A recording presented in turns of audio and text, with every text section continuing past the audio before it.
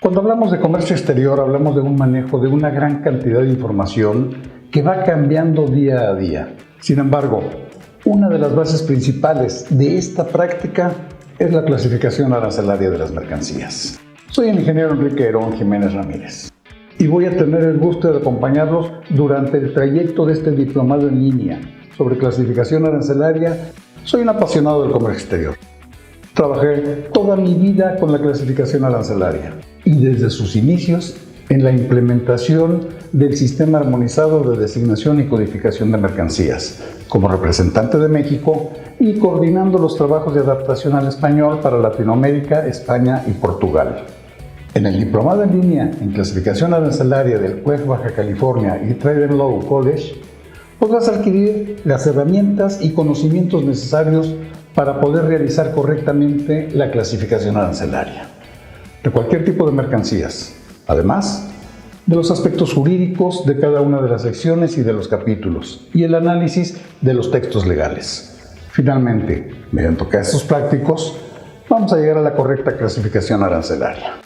Este diplomado está dirigido al personal de agencias aduanales, de importadores, de exportadores, clasificadores, consultores, estudiantes de comercio exterior y carreras afines, así como trabajadores del sector público. No pierdas la oportunidad de cursar este diplomado con la experiencia y calidad académica que el CUEG Baja California y Trade and Law College tienen para ti. Los esperamos. Aquí nos vemos, amigos.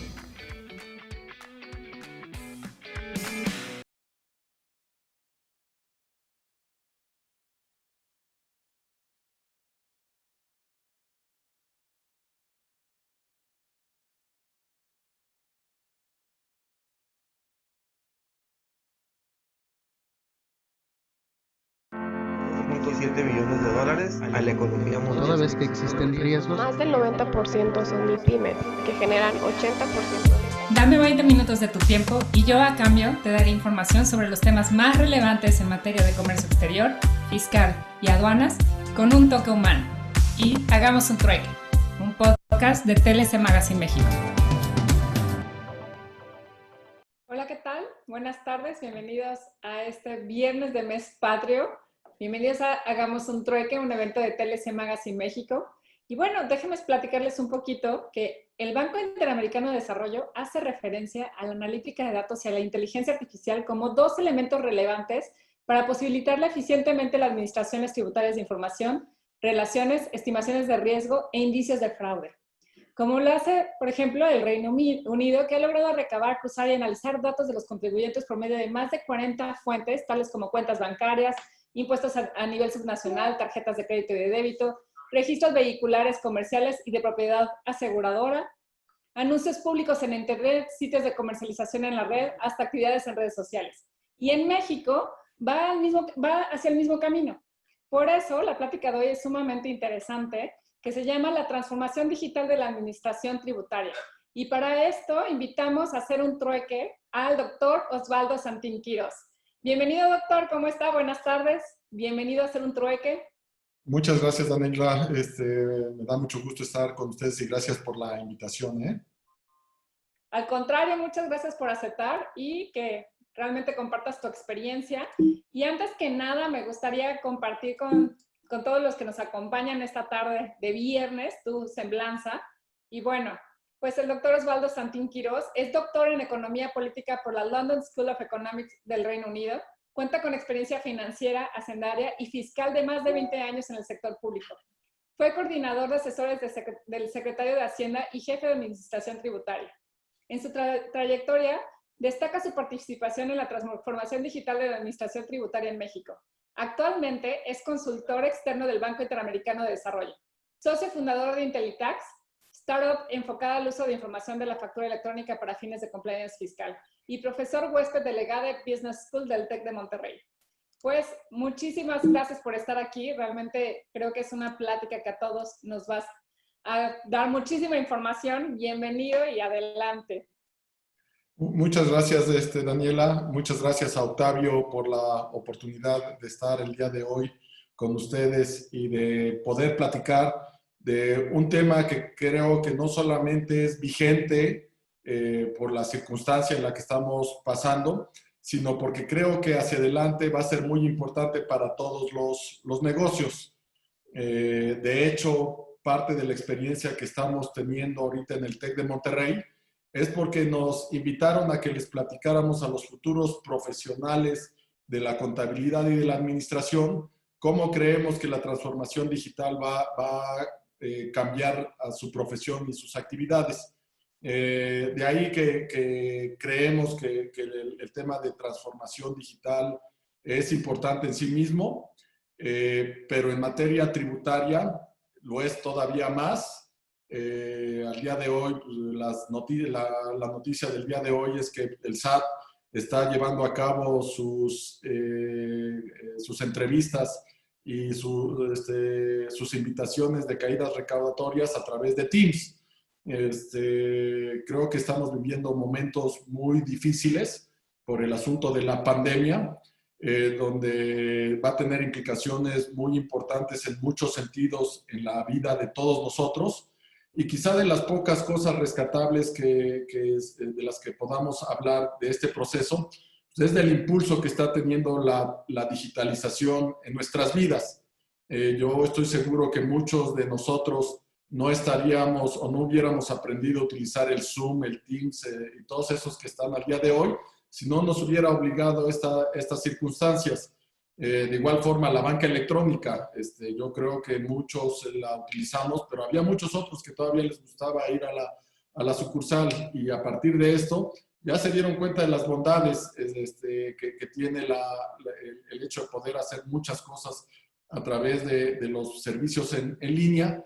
Y ahí es donde yo creo que la administración tributaria en el mundo en general, pero en México en particular, había avanzado ya de manera muy, muy importante. Yo creo,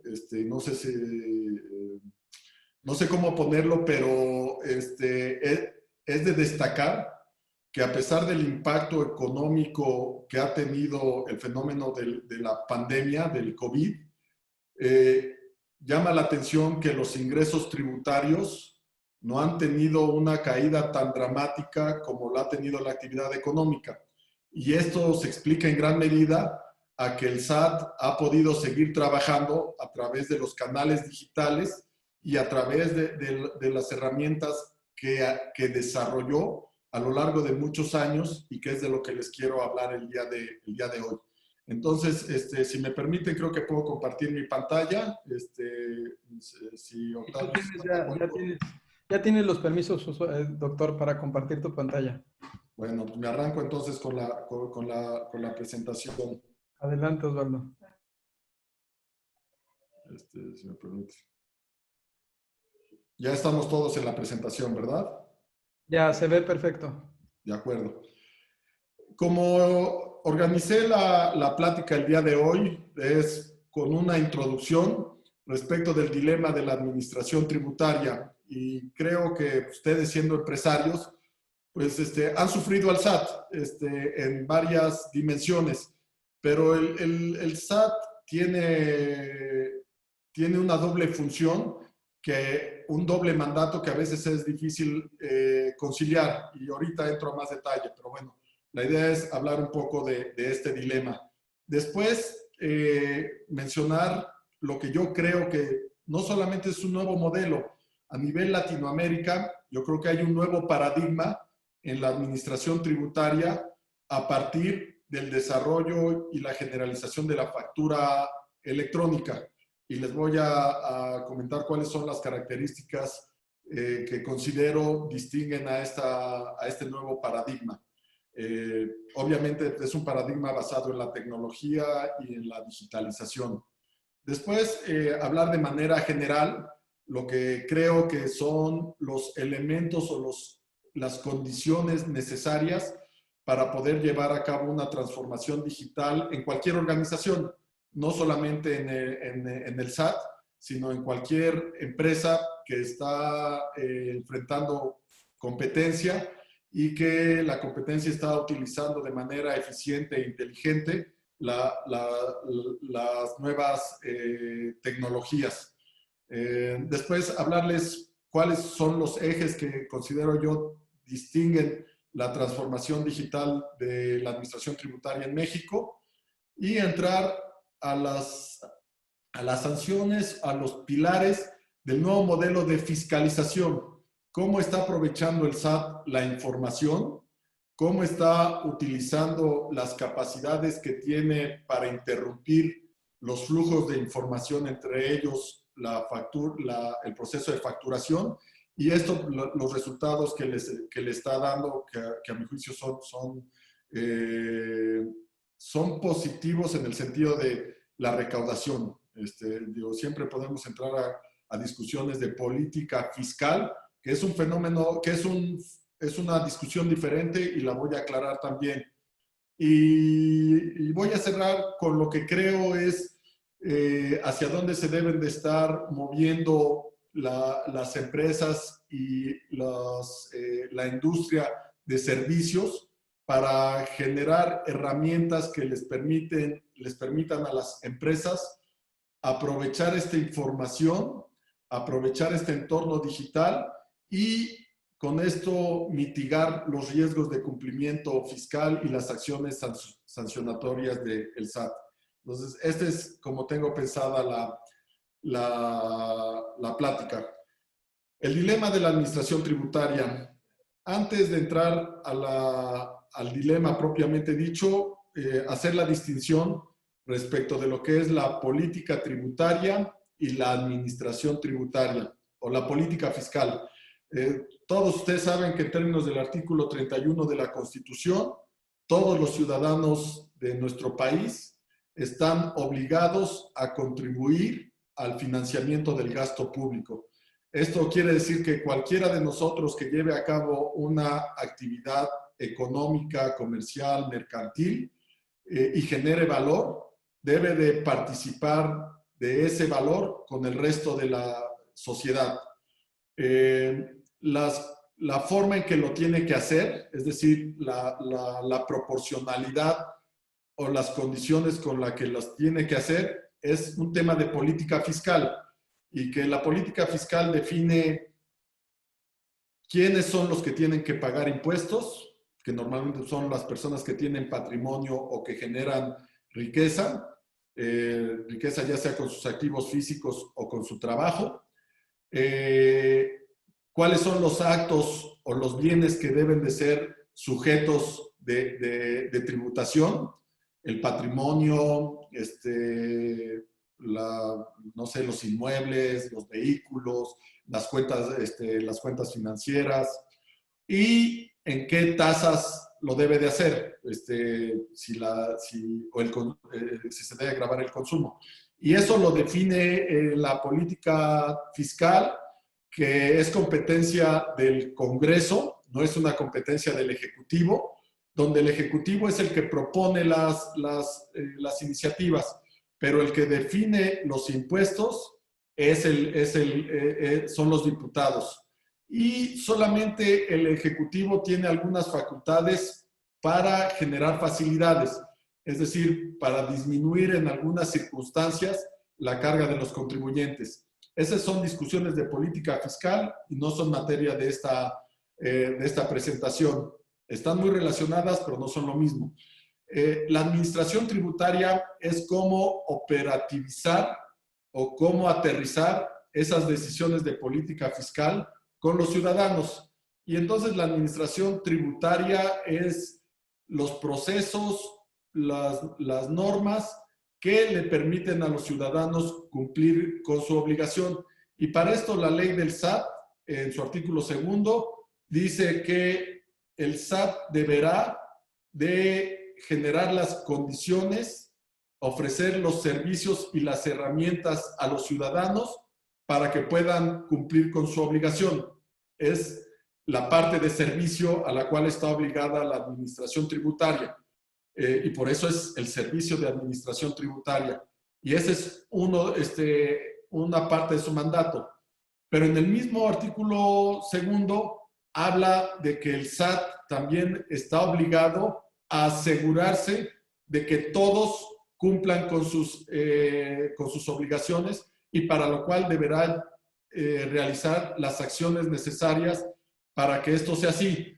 Esta es una función de autoridad que le permite al SAT obligar a las personas, a los ciudadanos, para que cumplan con su obligación. Entonces tiene dos mandatos. Uno es facilitar el cumplimiento y otro es asegurarse que todos lo hagan. Y se vuelve un dilema porque normalmente una medida de facilitación, es decir, que se vuelva casi autogestivo el cumplimiento de la obligación y decirles a todos, a ver, dame lo que quieras, dime lo que quieras, yo te creo y no te molesto. Ese sería el mundo ideal y ese sería el sistema más sencillo de cumplimiento fiscal. No existe en el mundo algo así, pero en los países donde hay una cultura de cumplimiento más desarrollada, tienden a tener menos carga administrativa por la parte fiscal. Desafortunadamente, cuando nos vamos a ese extremo, sucede que entonces vemos una carga desigual en el pago de los impuestos y donde tenemos a gente que dice, oye, yo sí pago impuestos y me parece no solamente injusto, sino que pone en riesgo mi negocio, que mi competidor de enfrente no pague impuestos. Y entonces el SAT debe de utilizar todas sus facultades de autoridad para asegurarse que todos lo hacen de una manera equitativa y proporcional.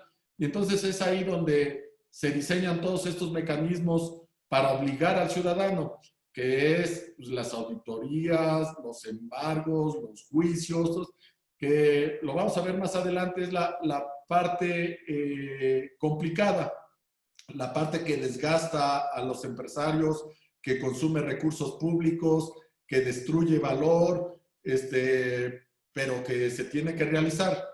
Afortunadamente, y creo que es el cambio de paradigma, la tecnología de la información y la información misma está permitiendo a las administraciones tributarias a poder generar un mejor equilibrio, donde aprovechando la información que ya tiene o que se genera, le permite regresarle información al contribuyente en la forma de declaraciones prellenadas, como la de el impuesto sobre la renta, la de la declaración anual del impuesto sobre la renta de las personas físicas, donde al día de hoy ya es un proceso muy sencillo, prácticamente automático. Ese es un ejemplo de facilitación.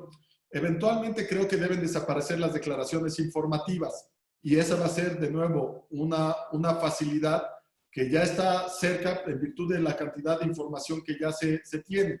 Y por el otro lado, el control empieza a ser más efectivo y menos invasivo. Y lo vamos a platicar un poco más adelante a través de los nuevos mecanismos donde ya no hay auditorías y hay cruces de información masiva.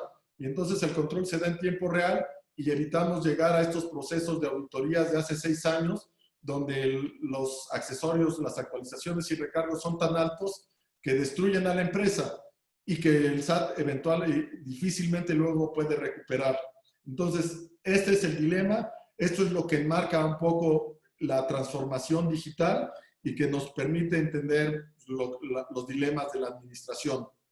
Otra forma de encuadrar esta discusión es a través del ciclo tributario. Este es un esquema que se utiliza para entender los principales, los macroprocesos de negocio de la administración tributaria. Y piénsenlo ustedes como contribuyentes. Ustedes nacen a la vida tributaria en el momento en que gestionan su RFC, se dan de alta ante el registro y en ese momento generan una identidad tributaria. Y en ese momento se inicia el ciclo tributario, ya sea como empresa o como persona. Y ahorita voy a llegar al concepto de compliance by design, que es el fenómeno interesante que marca la transformación digital de las administraciones tributarias. Después de que uno ya nació y que ya está listo para hacer negocios, lo que sigue es cada ocasión que realiza una transacción, debe de dejar constancia de esta transacción para efectos de registro y de cumplimiento fiscal. Antes era en papel con las facturas, ahora es a través de la factura electrónica. Y es en este punto que ha representado la verdadera revolución. La factura electrónica es lo que vino a cambiar todo esto. Después de que uno emite sus facturas y registra sus transacciones, lleva su contabilidad, en la siguiente interacción con la administración tributaria es el momento donde le toca presentar la declaración y hacer el pago correspondiente. En la mayoría de los casos es cada mes, en algunos casos es una vez al año. Y es en este punto donde tradicionalmente, ya no tanto, era cuando la administración tributaria recibía la información. Antes, cuando no había factura electrónica, pues era ahí cuando el SAT conocía de la situación fiscal del negocio. Después de que sucede esto, lo que sigue el siguiente paso son las devoluciones. En la mayoría de los casos, en el caso del impuesto sobre la renta, las personas físicas, el 90% normalmente tienen un saldo a favor. Entonces, es otro de los procesos importantes donde se hace un cierre de cuentas y el SAT les regresa en caso de que el saldo sea a favor del contribuyente y se cierra un ciclo. De aquí se inician los procesos de control. Y antes los procesos de control en la parte de vigilancia y cumplimiento eran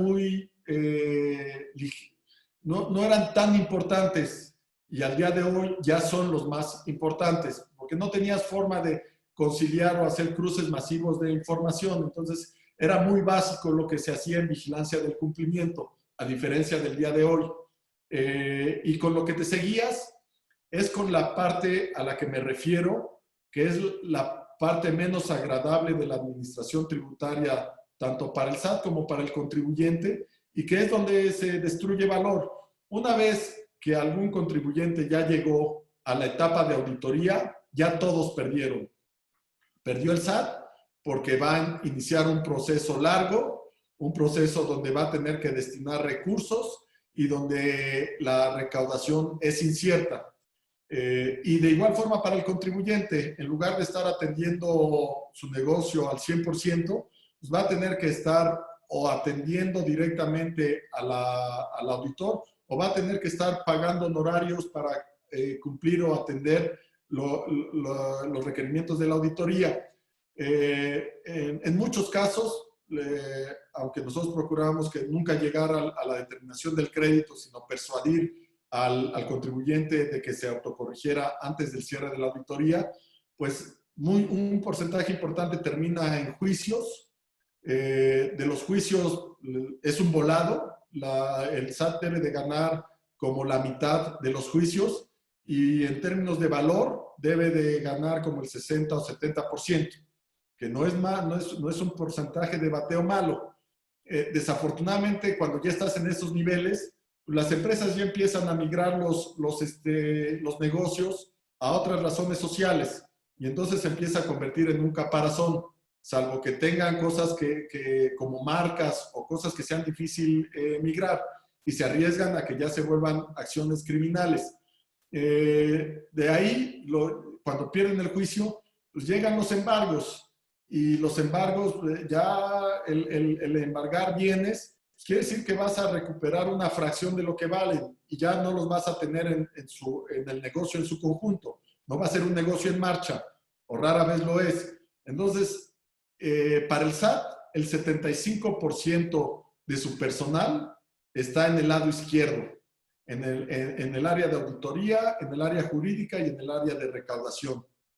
Y solamente el 25% está en servicios al contribuyente y en una parte automatizada de servicios de recaudación.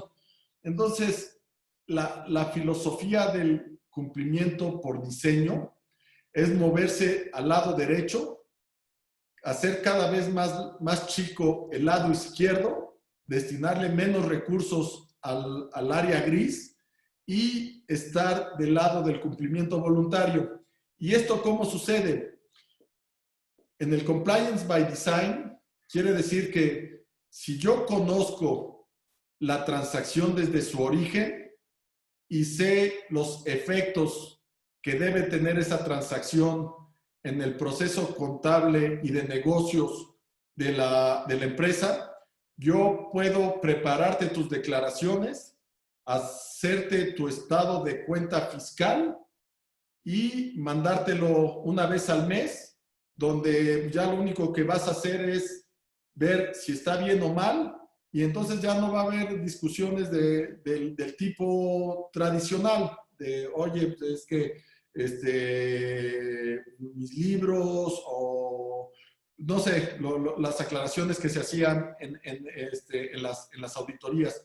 La transformación digital de las administraciones tributarias quiere decir eliminar el lado gris y colocarse del lado azul. Y eso gracias a los datos. ¿Cómo se traduce esto de otra forma? Como ya les decía, la clave en esto fue la emisión de la universal de la factura electrónica. México no fue el primero, pero sí fue de los que más avanzó. Al día de hoy yo creo que junto con Chile y Brasil es el país más avanzado, y esto está transformando profundamente la relación o la forma en que interactúa el SAT con los contribuyentes, y seguramente ustedes lo están persiguiendo. En el modelo tradicional, el enfoque era la percepción de riesgo, que a través de acciones ejemplares el SAT demostrara músculo y que una persona que no quería cumplir adecuadamente con sus obligaciones lo pensara dos veces. La información normalmente llegaba al SAT a través de las declaraciones y compulsas, una vez que ya estaba en auditoría. El contribuyente era el que es todavía, pero en este esquema es el que se autodetermina el valor de sus obligaciones, y los procesos de control a través de modelos de riesgo, modelos probabilísticos y de manera selectiva, pues el SAT iniciaba todo esto que les comenté de auditorías, juicios, cobranza coactiva. El nuevo modelo está desarrollado a partir de la tecnología. La fuente de información primaria es el CFDI, que se obtiene en tiempo real. La autoridad ya empieza a construir declaraciones sugeridas, como es el ejemplo que ya les puse, pero en Chile, por ejemplo, ya lo hacen para el caso de IVA, donde la declaración de IVA para los contribuyentes le elabora, allá es la Superintendencia de Impuestos Internos, y tiene esta lógica. Ya la parte de control ya no son auditorías, sino son procesos masivos de cruces de información, y donde el resultado de esto se comunica a través de una carta de invitación o una entrevista, y si no la atiendes o no la respondes satisfactoriamente, viene la suspensión de los sellos digitales. Y entonces en lugar de esperarte 3 o 4 meses para destruir a la empresa o llegar a un callejón sin salida, tienes pues, en cuestión de semanas a la empresa sin facturar, y eso pues, va a obligarla a que se acerque al SAT y que aclare o que se corrija. Y lo hace, este modelo no es selectivo, no tiene que escoger a unos sí y a otros no. La información es tan completa y tan poderosa que lo puede hacer para el 100%. Y ahorita les voy a platicar de un ejercicio que conocimos. En un proceso de transformación digital, y esto aplica para todas las organizaciones, necesitas un marco jurídico que te permita reconocer que ya las transacciones o los trámites o los acuerdos no están en papel, no están en el mundo físico, sino ya están en el mundo virtual, en medios magnéticos, en medios digitales. A través de la ley de la firma electrónica avanzada y del Código Fiscal, hay reconocimiento pleno a los trámites que se hacen en materia fiscal y a las declaraciones y a la factura electrónica. La base tecnológica. todo esto se construye pues, a partir de las capacidades de las máquinas para procesar información. El SAT es la entidad pública que más invierte en tecnología en América Latina. De ahí sus capacidades tecnológicas para poder tener tanta información. Y lo viene haciendo desde hace mucho tiempo. No es algo reciente, yo creo que lleva 10, 15 años. Ahorita vamos a ver una línea de tiempo donde el SAT lleva muchos años apostándole a esta línea. Es una tendencia mundial, pero el SAT no se ha rezagado. Los recursos humanos yo creo que se van a ir transformando. Ya en el SAT cada vez tienes perfiles más afines a la tecnología y en el futuro creo que la función del auditor se va a transformar de manera fundamental y no van a ser con el perfil o con las habilidades y las capacidades que conocemos al día de hoy. Pueden ser las mismas personas, pero haciendo cosas diferentes y sabiendo hacer cosas diferentes. Y finalmente el financiamiento. ¿Por qué el SAT ha sido tan exitoso en este proceso? Por una de las cosas que se han estado discutiendo, que son los fideicomisos. Tiene el fideicomiso de los derechos de trámites aduanales, que es el que le permitió invertir sin estar sujeto al ciclo presupuestal. Y entonces no tuvo los problemas de tener procesos de inversión que normalmente llevan varios años de maduración, que se interrumpieran por necesidades o ciclos de finanzas públicas. Y eso ha sido una de las claves del éxito del SAT. Aquí no me voy a detener mucho, pero de alguna manera compartirles que llevamos 30 años de un desarrollo tecnológico muy acelerado que se ha ido traduciendo en innovaciones dentro de la administración tributaria. Hace 30 años, en el 90, todavía las declaraciones eran en papel y aunque ya tenía un portal, el SAT era un portal donde nada más presentaba información. No había mucho que hacer. En el 95 ya se abrió la posibilidad de poder presentar la declaración en medios digitales, pero no eran en línea, eran en archivos que había que presentar, que requerían todavía un contacto físico para poder interactuar. Los folios digitales ya empezaban a generar los primeros identificadores de algunos documentos. Y ahorita voy a llegar a la anécdota de la factura electrónica. Los primeros trámites en línea en el SAT son por el año 2000. Estos ya son 20 años. Entonces, como todas las cosas que tienen éxito, son procesos largos, pero sostenidos y en una misma dirección. Y yo creo que eso es lo que caracteriza de alguna manera la historia del SAT. Ya para el 2005 se empezaron a masificar los servicios en línea y se empezaron a presentar las declaraciones de manera electrónica y se fueron sofisticando los modelos de riesgo. Para el 2010 inicia la factura electrónica, incluso yo creo que un poquito, sí, empieza la factura electrónica, no por un requerimiento de la autoridad, no fue el SAT al que se le ocurrió la factura electrónica, fueron los contribuyentes los que la pidieron, no todos obviamente, fueron las tiendas de autoservicio, que ya todos sus procesos eran automatizados, digitales, y que les era completamente ineficiente tener que aterrizar en papel una parte de su proceso.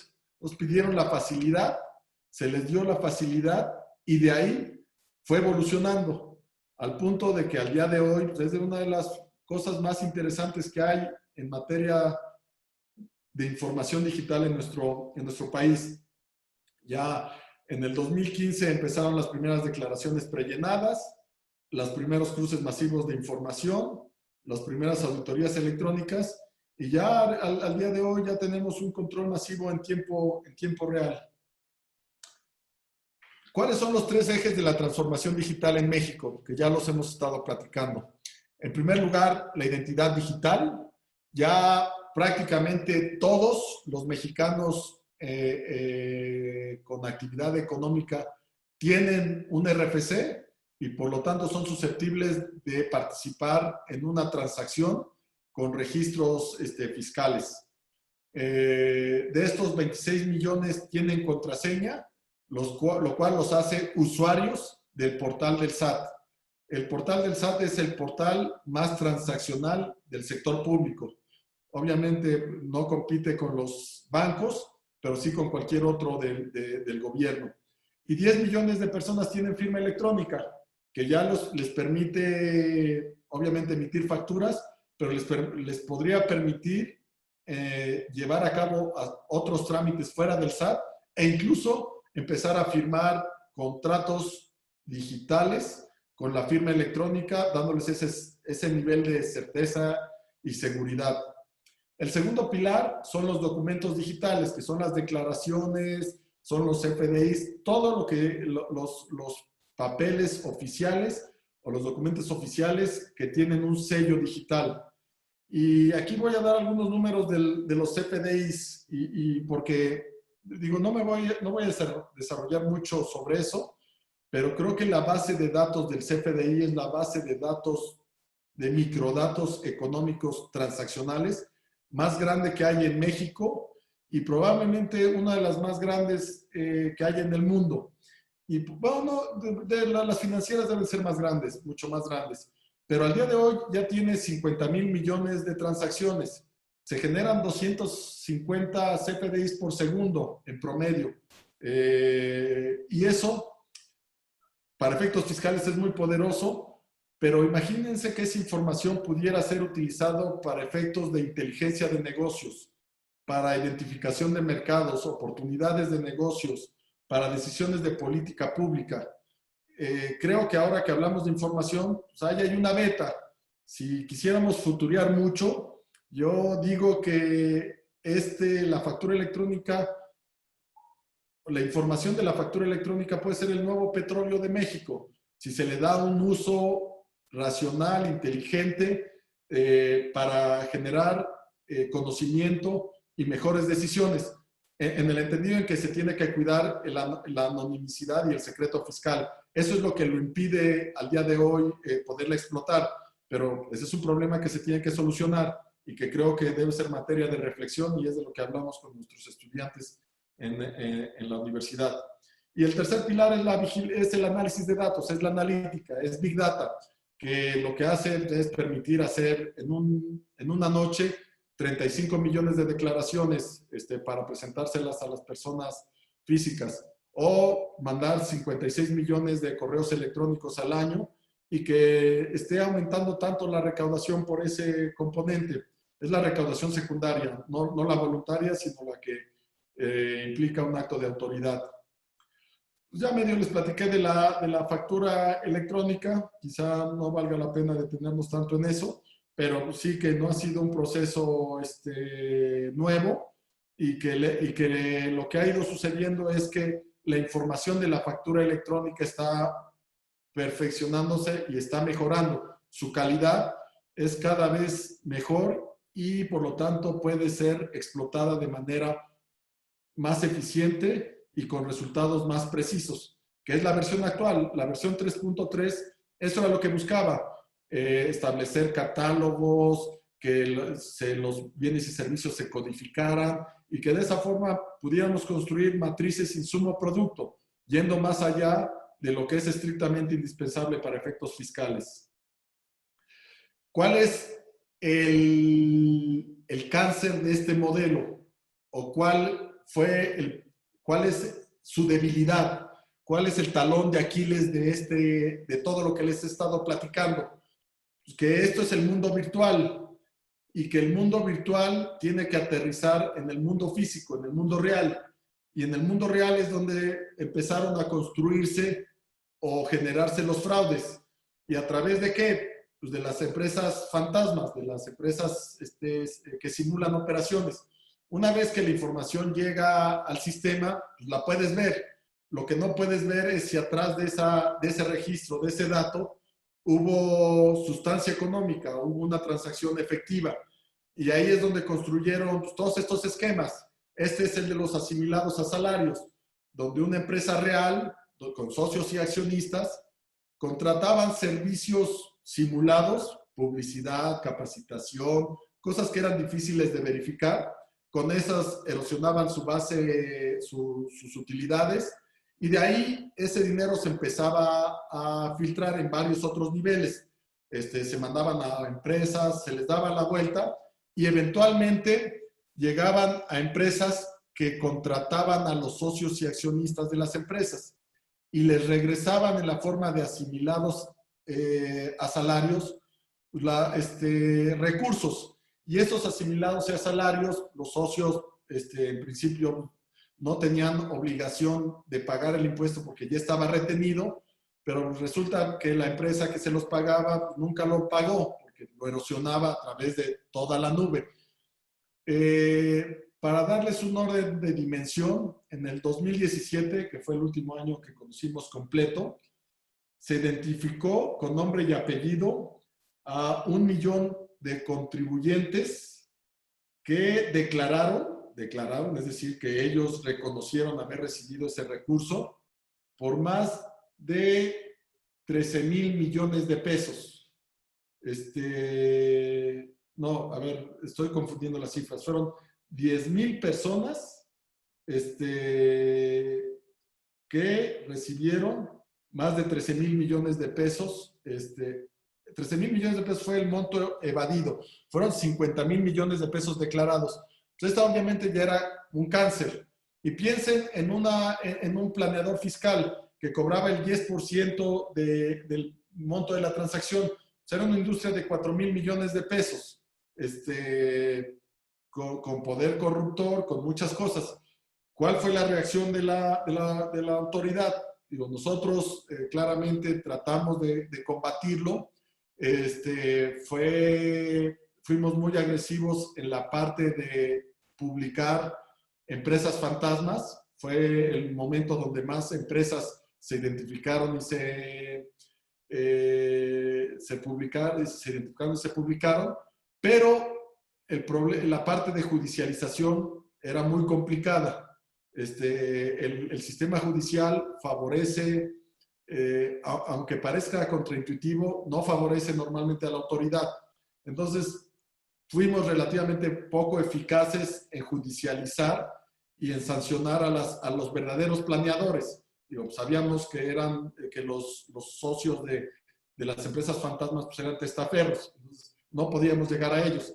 Esta administración se fue al otro extremo y criminalizó a las empresas reales, a las empresas que sí efectivamente tienen socios y accionistas, que son hombres de negocios y que si rebasan ciertos umbrales incurren en supuestos criminales.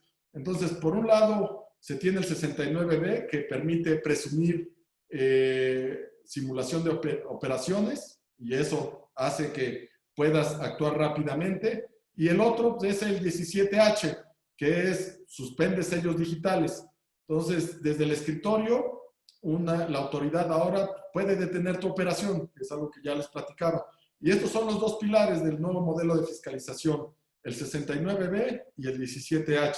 Ahora las empresas se vuelven corresponsables del comportamiento de sus proveedores.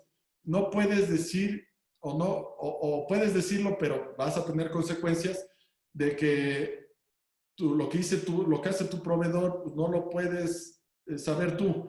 Yo creo que ahí cada vez se tienen que desarrollar mejores herramientas para poderlos identificar y evitar ese tipo de riesgos.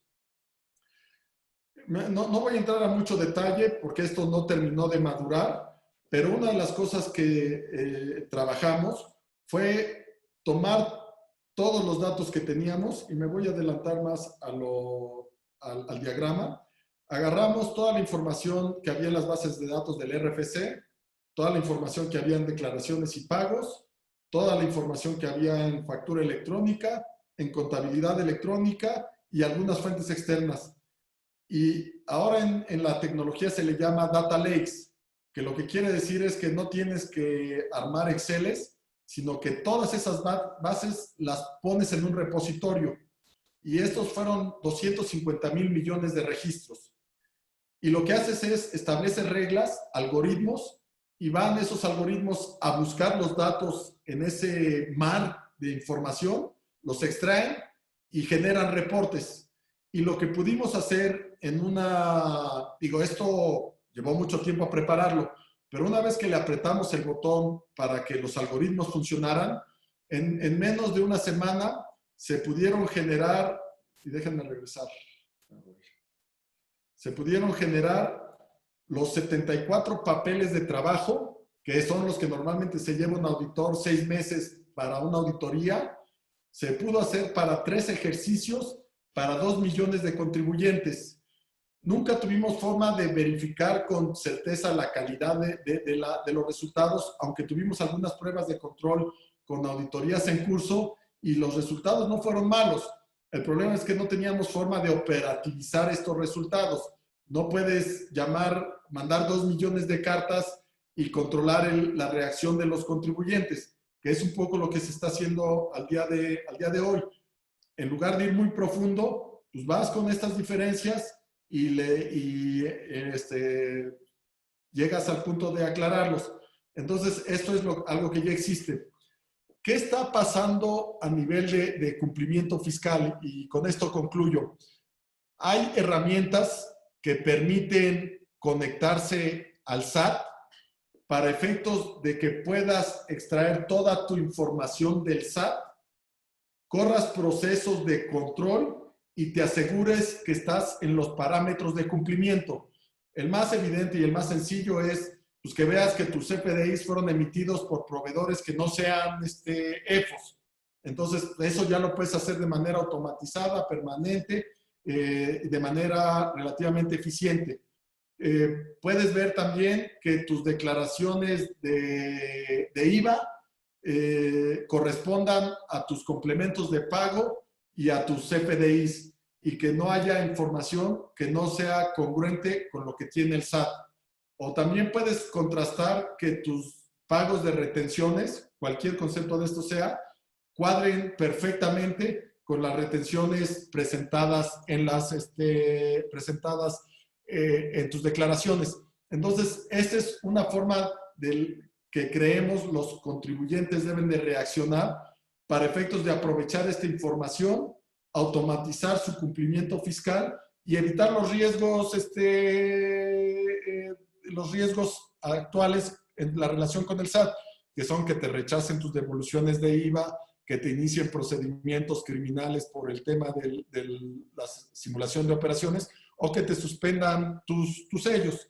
Incluso estas herramientas luego te permiten aplicárselas a tus proveedores para que también veas que tus proveedores pues, no están metiéndose en problemas y veas no solamente tu primer nivel, sino el segundo o el tercer nivel y que se vuelvan redes confiables de proveeduría y que este ecosistema de información sirva para esos efectos.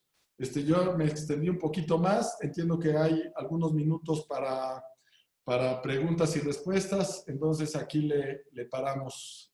Pues muchas gracias, Osvaldo, fue un placer tenerte aquí. Muy interesante la plática, para mí es un tema que me apasiona, que creo que podemos encontrar muchísima información y qué mejor si nos compartes la parte de prevenir. Así que aquí dicen que ya te comprometiste y aquí diríamos chin chin, ¿no? Y bueno, te damos un reconocimiento virtual que dice TLC Magazine México, llegamos a un trueque, otorga el reconocimiento a Osvaldo Santín Quirós por hacer este trueque en la plática virtual con el tema La transformación digital en la administración tributaria el día 4 de septiembre del 2020. Osvaldo, muchísimas gracias por habernos acompañado. No, muchísimas gracias a ustedes por la invitación y el compromiso está hecho. Nos vemos pronto. Quedamos ahí atentos. Cuídense mucho. Que tengan un buen fin de semana.